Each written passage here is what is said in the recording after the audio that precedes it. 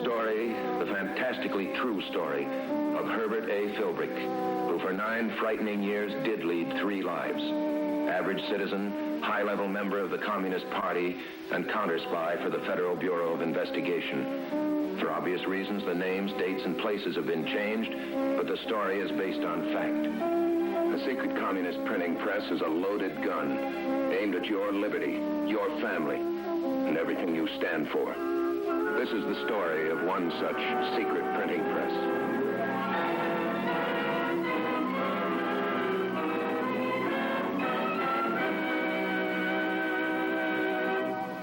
Nice day.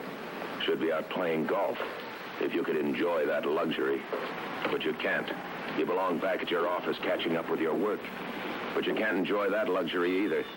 You're a communist. Yes? I'm Herbert Philbrick. This is the Ives residence. You can come in. Thank you.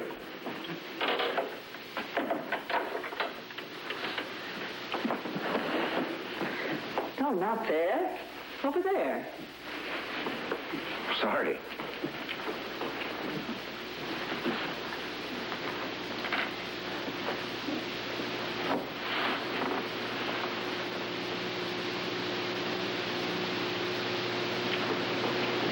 Personally, I have every confidence in this plan. I believe... Hello, Comrade Herb. Hello, Comrade Alice. Thank you, Mrs. Ives.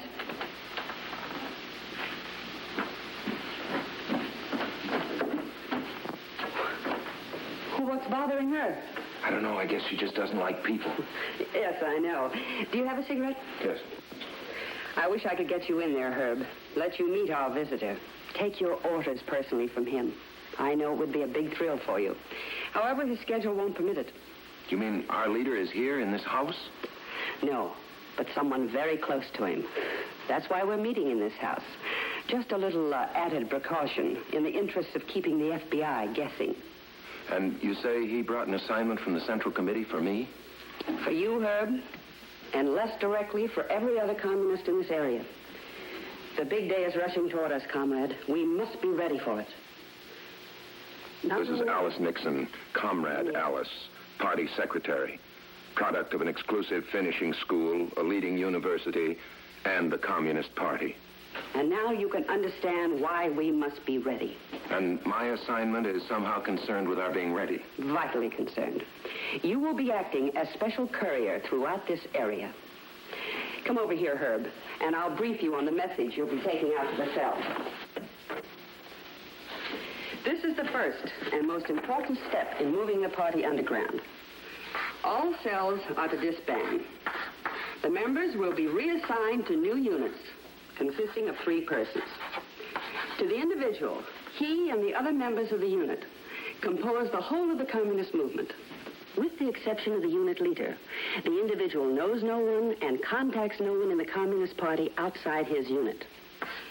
Now, this is a control unit, and it operates the same way, with the exception that the leader is in communication with each of the other 3.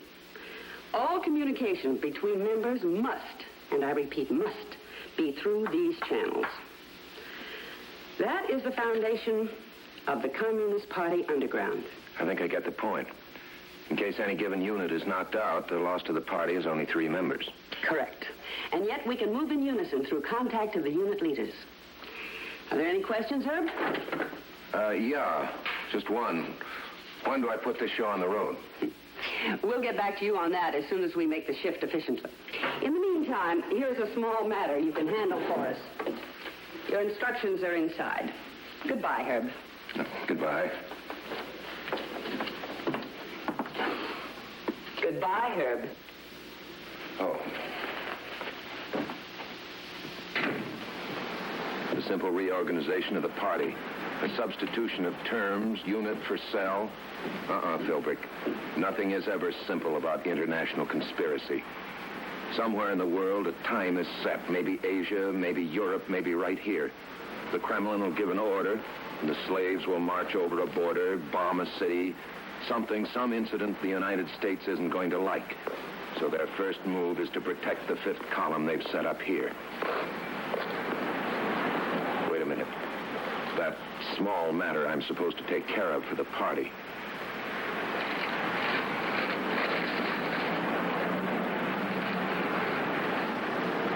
At 10 o'clock tomorrow morning, you will purchase an electric typewriter with carbon ribbon attachment and book-face dies from Acme Office and Printing Supply Company.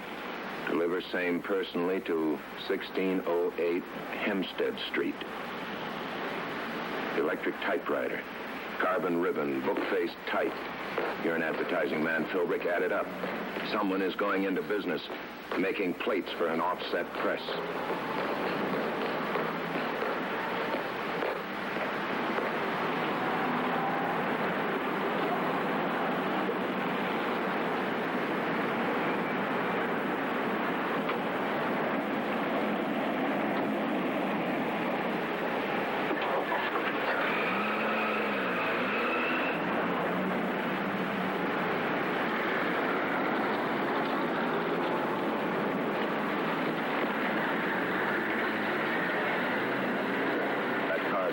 Pretty close. I better stop, see if he goes on.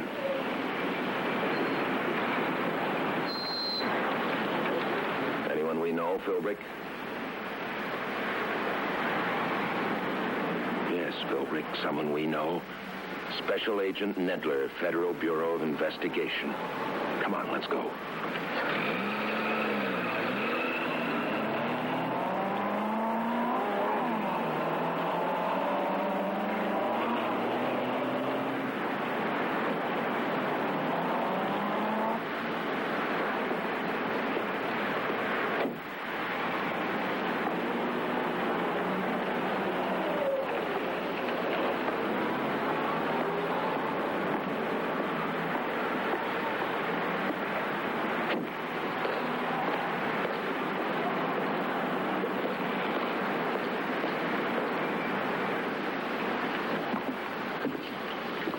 Tell me just one thing. How does the FBI do it? How do you always turn up like this, trailing me? And now this real estate office. That's just part of our operation. We have a stakeout on that old house. I saw you go in, come out. Thought I'd trail along after you and get a first-hand account of what went on back there. I can tell you everything I know in a very few words. I was called for a briefing by the party secretary. Party's going underground soon. Cells are being broken up into units of not more than 3 members. Units to be isolated from each other, communication only between the unit leaders. Very interesting. Anything else? Yeah. This.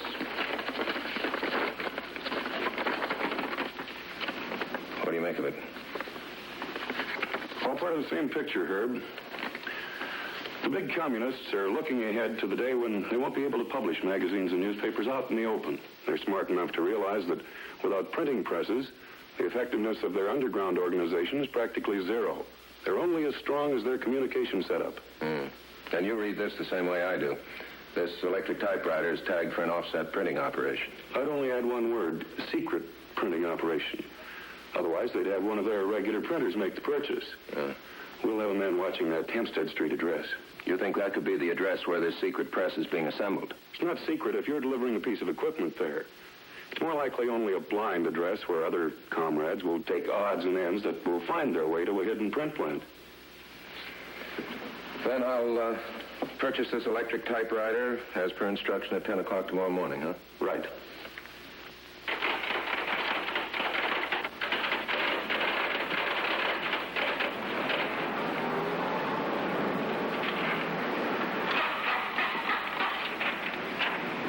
I'll take it.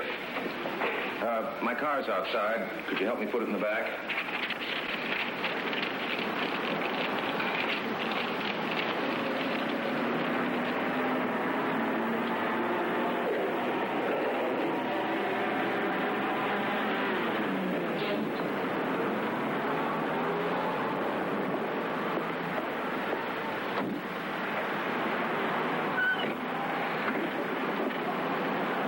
Sure you're in the right car, buddy?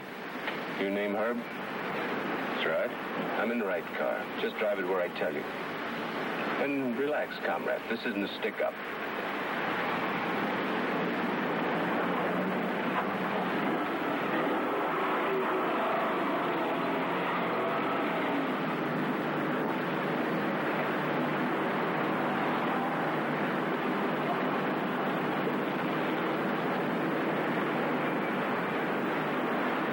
at the next corner. All right, comrade. But first, let's see who you are to be calling the turns. Where do you think you're going? I said to turn right. I'm going straight to the first police officer I see. Alice said you'd be difficult to persuade. Alice? Who's Alice? I don't know who you're talking about.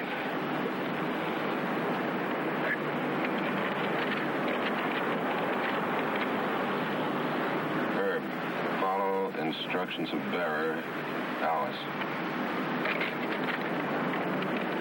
Right at the next corner, you say? Check.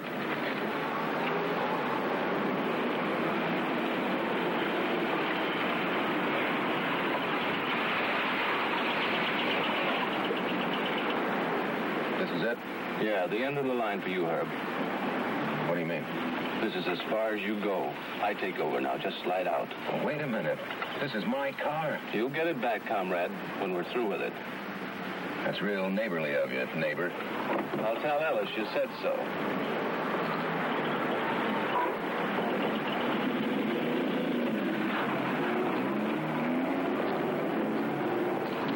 End of the line. There are a lot of ways to read that.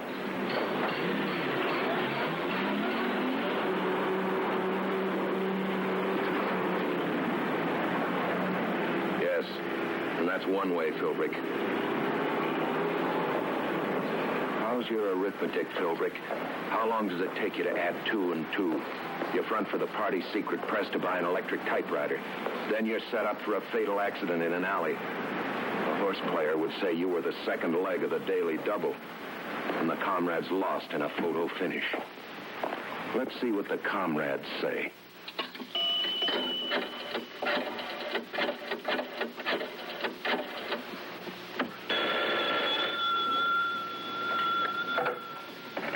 Hello?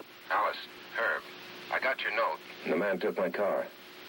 I just thought I'd let you know where he can leave it for me when he's through with it. I don't understand, Herb. Which man do you mean? The man with the message for me. The one whose instructions I was supposed to follow, remember? Well, I never wrote such a note. Is something wrong, Herb? Yeah. My car's been stolen. Oh, that's terrible. You should get in touch with the police right away.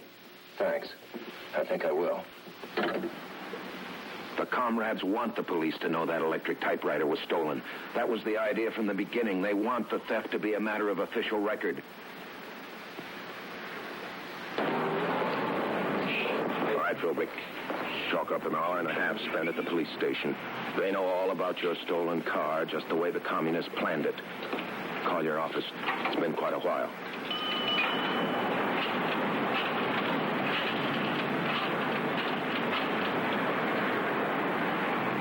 Hello, this is Mr. Philbrick. Can I speak to my secretary, please? Mr. Philbrick's office. Verdoni. Any calls? Yes, Mr. Elliott of the Stark Paper Company was in to see you. He said that shipment of cover stock and book paper you ordered was in the warehouse. He left invoices for your signature. Invoices? Yes. Anything else? Mr. Nedler telephoned. He said if you wanted to discuss that press campaign, he'd be at the athletic club for lunch and a game of billiards. Interested? Yeah. Call the club and leave with it. I'll be along. Bye.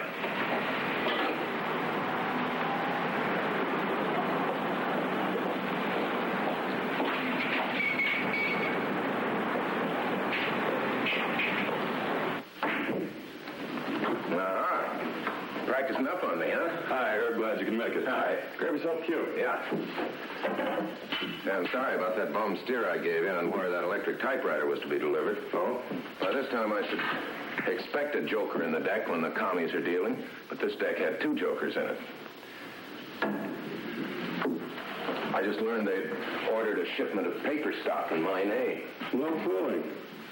Well, I smelled a joker when I read that note yesterday. Oh? We were following your car all the way in a panel delivery truck. Panel truck? Then it was you. Yeah, I'm sorry we couldn't honk and save you scrambling up that wall. Didn't want to attract any more attention than we had to.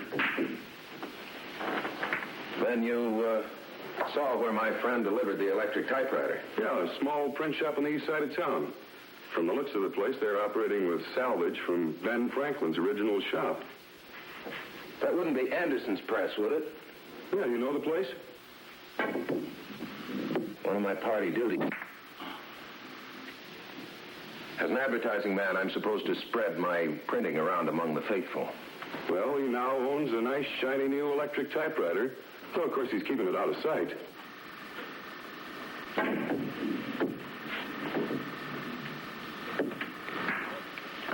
You're getting too good for me.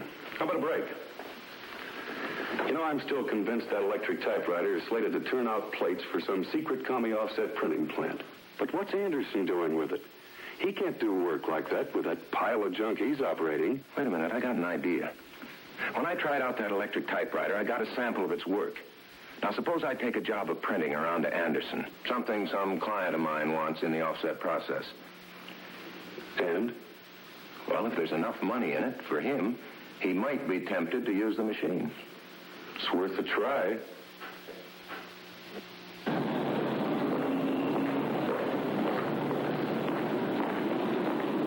This is your lucky day, Mr. Anderson. Fortune is about to give you a toothy grin.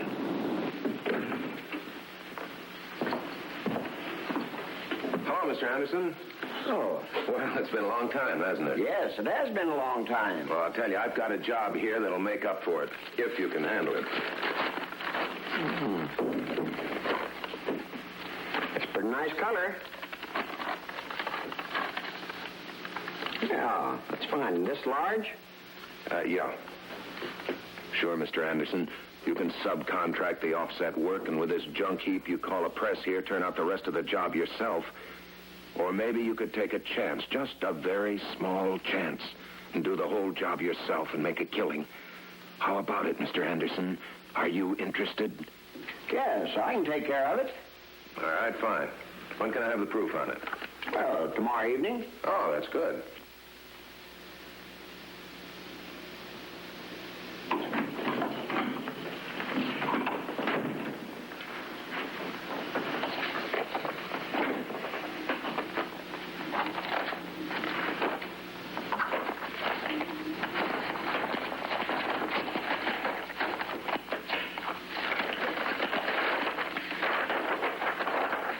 Now we'll know, Mr. Anderson, if you're the communist the comrades think you are.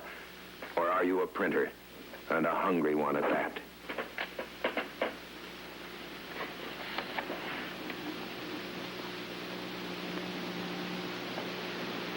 Well, let the FBI decide whether that proof was run off on a different machine, or the same one with some superficial changes in the characteristics of the letters. Nedler will know the answer. I was just looking at the blow-ups on those Philbrick proofs. Darn clever, these comrades. Look at the difference in those letters. Shorter tail on the Q, with short leg on the R from the proof copy. Now, Anderson's our pigeon. At least he's flapping one wing like a pigeon. He's using that typewriter to cut those plates. Better tell Philbrick about it. Oh, yes, and tell him he can pick up his car at the police station.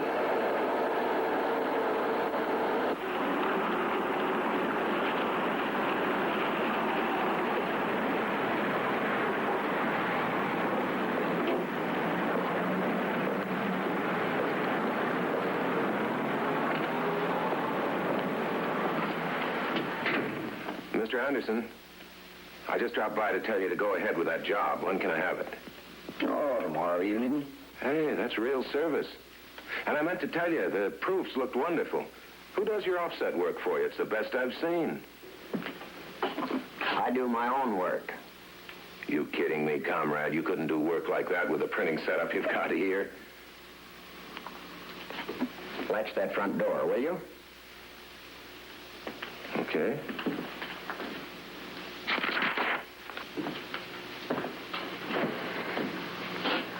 Come, comrade. I want to show you a real printing press.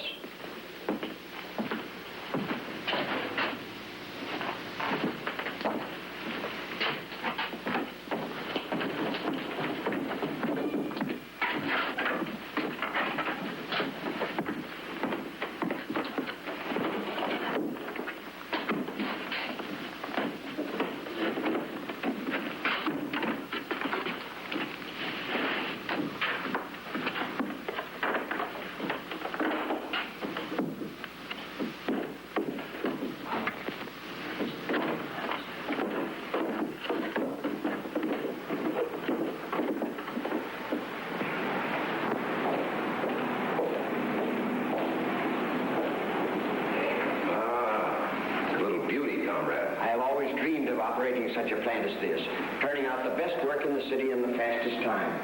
You have to see how fast it works to believe it, Conrad. I'll show you. You're exploding this entire plan, comrade. I'm learning too much. A lot of information that the FBI is going to be very interested in. That offset press will turn out a perfect sheet, won't it, comrade?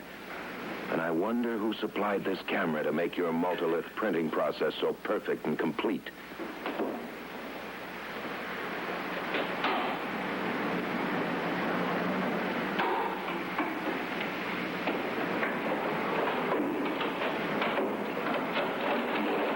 Slick-looking contact printer apparatus.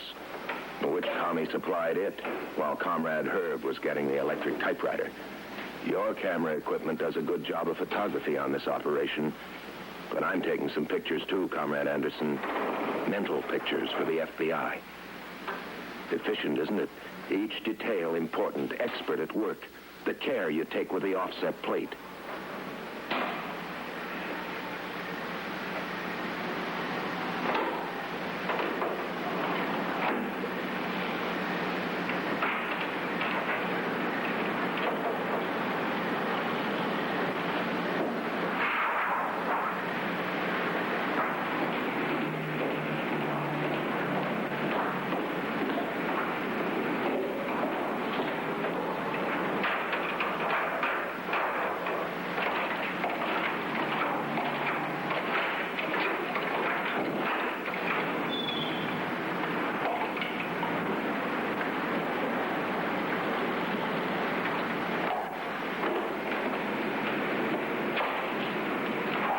It's ready.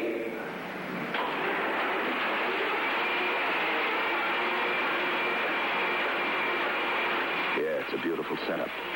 Everything is figured out with the human element.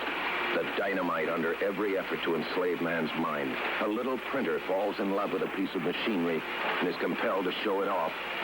And a whole carefully conceived project falls flat on its face.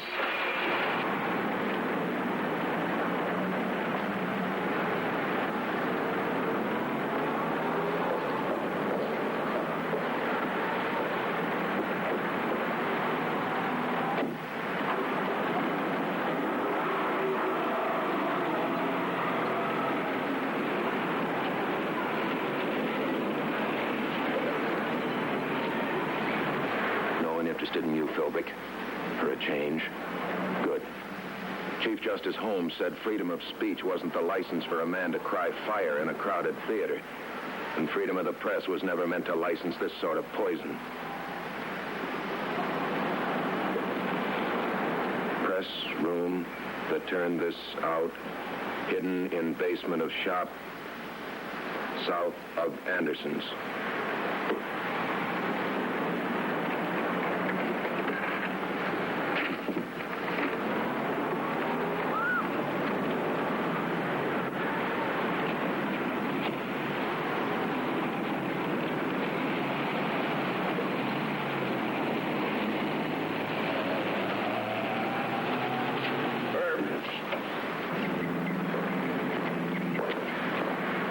Here a little sooner, you would have saved me a postage stamp. Where were you? Just making sure you weren't being followed by anyone else. I see you scored. Yeah. The shop just south of Anderson's. There's a complete printing press operating there. Good work. We'll take it from here.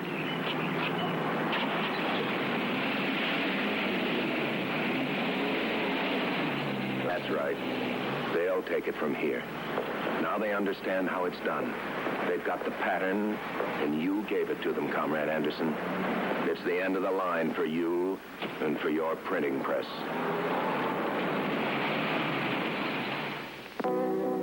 Once the existence and location of the underground printing press was known to the FBI, its potential power as a secret line of communication was rendered completely useless. Next week, another story of communist activities from the files of Herbert A. Philbrick, counter-spy, a man who for 9 years posed as a member of the Communist Party.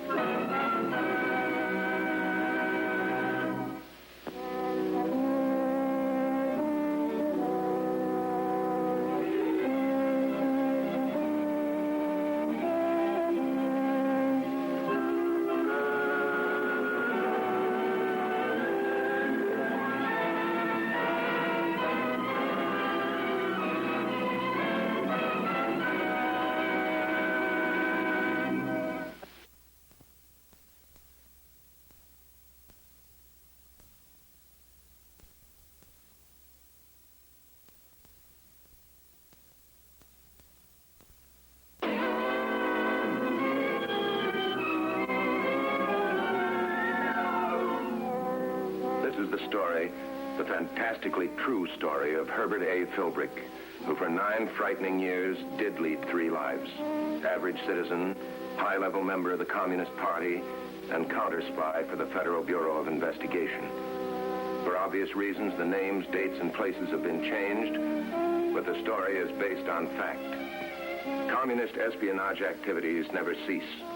In just a moment, you'll see a spy ring operating in the United States and stretching halfway around